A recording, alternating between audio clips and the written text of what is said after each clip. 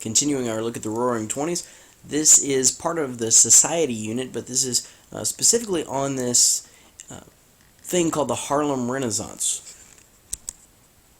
Question number one, what were the artistic expressions of the Harlem Renaissance? Here you're looking at what were the different ways that African American artists expressed themselves.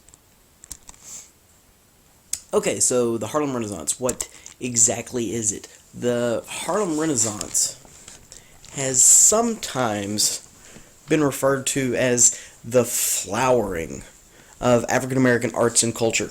I don't really like that particular term, but whatever. It's this period where African American artists kind of found the ability to express their own artistic desires and what they wanted to do artistically.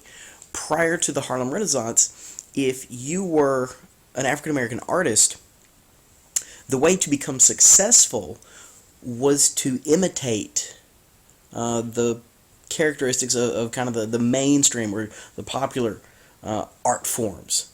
So you wouldn't express yourself the way you wanted to.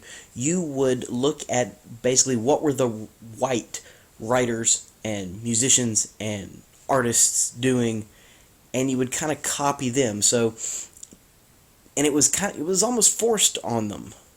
You can't be successful unless you do it this way. Well, during the 1920s, African Americans are moving to the north. They've moved to the north because of the Great Migration, and they had access to more money, they had access to more leisure time, and so there became this idea of, why can't I express myself the way I want to? So some of the ways they created their own distinct art forms. One was in literature. Probably the most famous writer of the Harlem Renaissance is a poet named Langston Hughes. There's also Zora Neale Hurston. Zora Neale Hurston was just a very prolific writer as well. She wrote short stories, she wrote folklore, wrote down the folklore. She wrote long novels.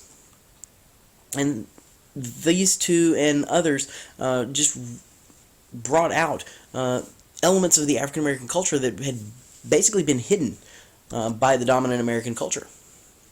There are also African Americans who express themselves through acting and through stage drama. One of the African American women during this time is a lady named Josephine Baker.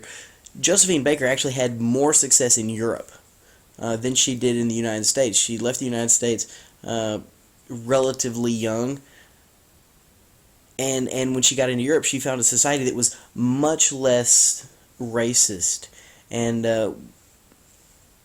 appreciated her art and her drama. She's a very pretty lady. She's Lillian Gish type. If you watch that other video, you know who Lillian Gish is. Another actor who was popular in the United States during the 20s and 30s is a guy named Paul Robeson. Paul Robeson was a stage actor. He was also a singer. He was in several movies. He had a very deep baritone voice. And he was popular not only among African American audiences, but also among white audiences.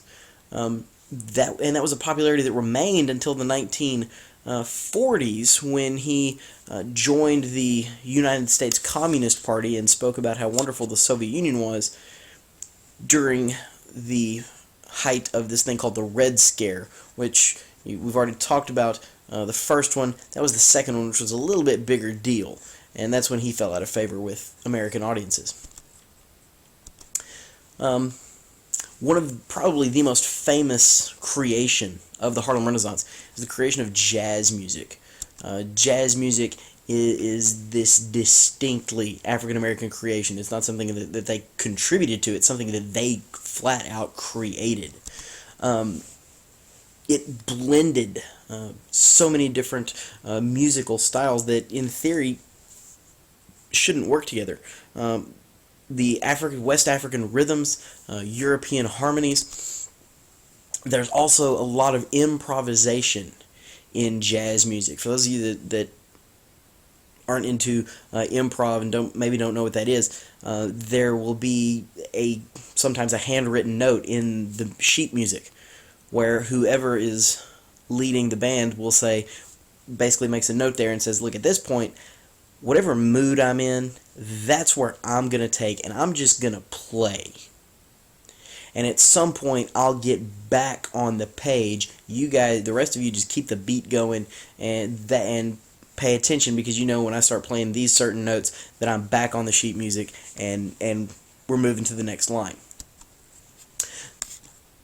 Two of the more famous jazz musicians, there's a guy named Louis Armstrong and then another guy named Duke Ellington. Their music continues to be popular. Of course, jazz continues to be popular.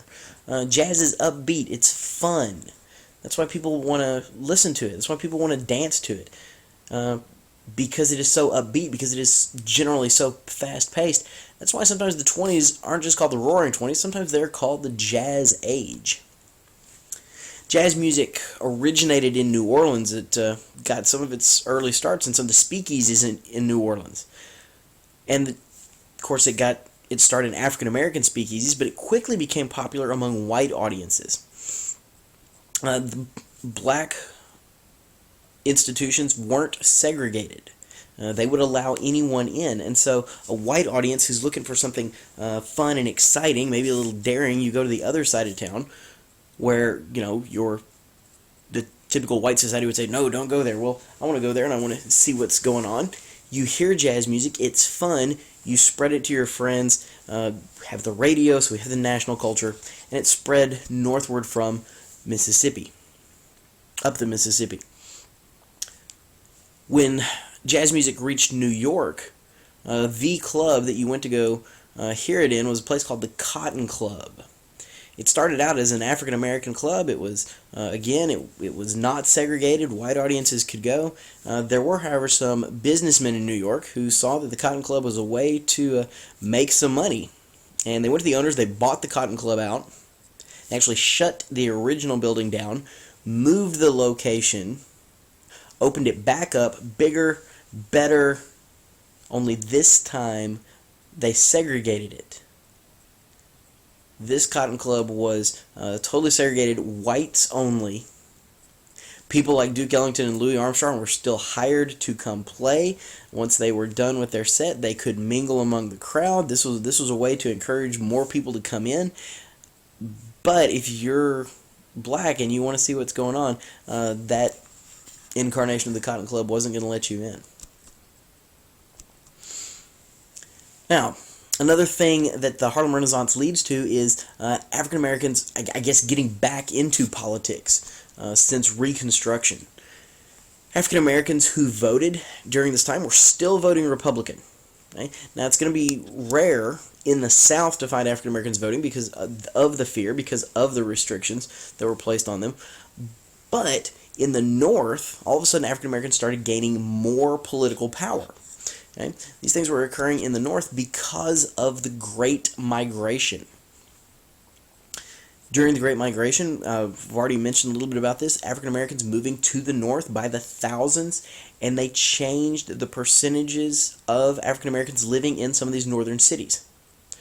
You go from 2% or 3% African American populations to all of a sudden 20%. And that is a big deal because 20% of a population that all share similar characteristics and therefore have similar beliefs, political beliefs, can influence the outcome of an election. And so there started to become a competition for who could get the African American vote in some of these cities, because if the rest of the electorate is evenly split down the middle, 40 and 40, whoever picks up that last 20% will win. African Americans became such a large voting bloc in Chicago that they were actually able to elect an African American to Congress. This man named Oscar DePriest. Oscar DePriest was the first African American elected to Congress from the North, and he served in the House of Representatives. The NAACP is also continuing to grow, continuing to make gains during this time. They lobbied Congress, trying to get Congress to pass anti-segregation and anti-discrimination laws. They also used their influence along with the the support of the AFL and other unions to successfully get the Senate to reject the appointment of this guy named John J. Parker to the Supreme Court. John J. Parker was appointed to the Supreme Court. He was anti-labor, so of course the unions didn't like him. He was also an outspoken supporter of the KKK. And the NAACP knew that someone like that on the Supreme Court was not going to be progressive in terms of race relations. He'd probably actually set him back.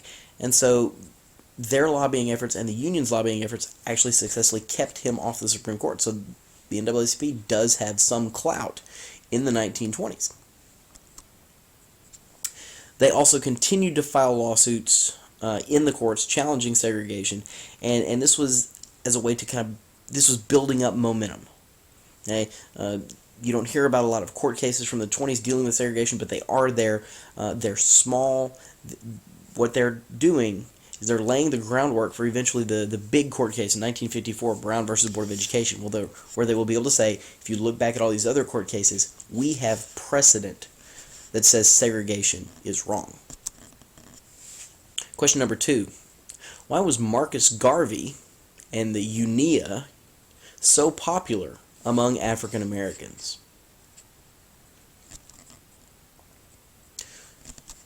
Alright, so during the Harlem Renaissance, people are still challenging segregation or finding ways to deal with segregation. We already know 2 of them. Booker T. Washington. If you remember Booker T. Washington, he is a believer in gradualism, or sometimes it's called accommodation. The idea that African Americans should accept segregation and it will gradually over time go away as African Americans gain more economic clout and as white America decides that African Americans need to be given their rights. You just kind of need to wait it out. Now, Booker T. Washington by this point has passed away, but that idea was still around. The other competing viewpoint is that of W.E.B. Du Bois and the NAACP. They were about integration, and not just integration, immediate integration and protection of the civil rights, and that's why they were filing those lawsuits and whatever. These 2 groups are in competition over their ideas, which idea is right, which idea is the better way to do it. However, during the 20s, you had a new idea, a third point of view. It's led by this guy named Marcus Garvey.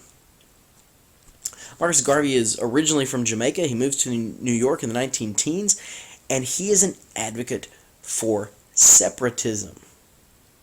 Separatism is basically the exact opposite of integration. Marcus Garvey's view was that the problem with segregation is whites and blacks still pass each other on the street. And so he's a proponent of separatism. He's also a proponent of black nationalism. Black nationalism, black pride, African American pride. That's a very good thing. And in the 60s, it would become the Black is Beautiful movement. But that separatism is where he lost the NAACP, and he lost people like Booker T. Washington who were fighting for some type of integration. Now, Marcus Garvey's organization was called the Universal Negro Improvement Association. You'll pronounce the abbreviation as UNIA. Okay? So they share his separatist beliefs also.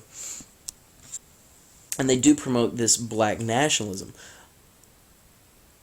Now, during this time, the NAACP had on the books about 500,000 members in the United States. UNIA had over 3 million members, or people who considered themselves members of it. Garvey appealed to more people. Garvey appealed to more African Americans. The NAACP appealed to the upper class African Americans. It appealed to educated African Americans, African Americans that had been to college and had a college education. There just weren't that many.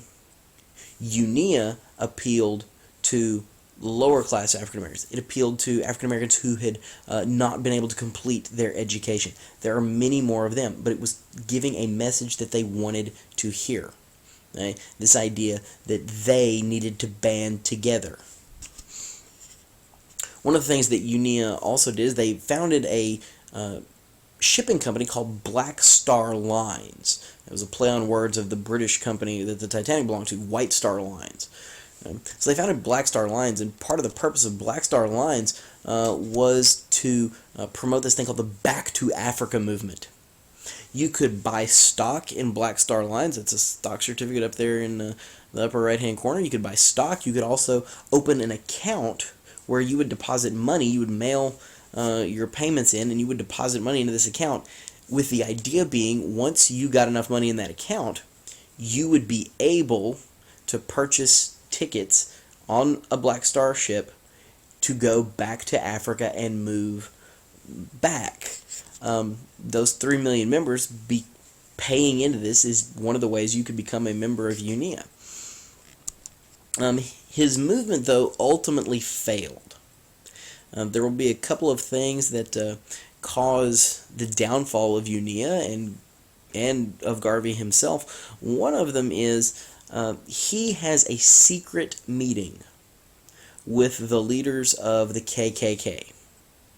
And in this meeting, they basically came to an agreement. Look, we kind of both want the same thing. We both want separatism. And so there was kind of you leave us alone, we'll leave you alone kind of agreement that was made. Well, once African Americans found that out, that he had that meeting, and he had agreed to basically work with the KKK, a lot of people started backing away from the movement because he's working with this group that is promoting lynchings and whatever. It had the exact same effect on the KKK as well. Membership of the KKK dropped when they found out that their leadership had been working with Marcus Garvey. A bigger part of the reason why his movement failed is the financial mismanagement that took place within UNIA. Black Star Lines, they purchased ships that were basically rusted out. And so they thought they were getting a good deal on them, but they had needed so much repair work. I don't actually think any of their ships actually ended up in the water because they just basically dumped money down a pit. The other reason that it failed is the government started to investigate them, and they were investigating Garvey and some of the others specifically for mail fraud. If you're going to send money, or if you're going to request money through the mail, that money has to go where it's going to go. And some of it, either through mismanagement or outright fraud, was missing. And so the government, after a several-year-long investigation and trial, finally determined that Garvey needed to be deported. And they sent him back to Jamaica. Alright, that's all for the Harlem Renaissance. Hope that was quick, and I hope it made sense.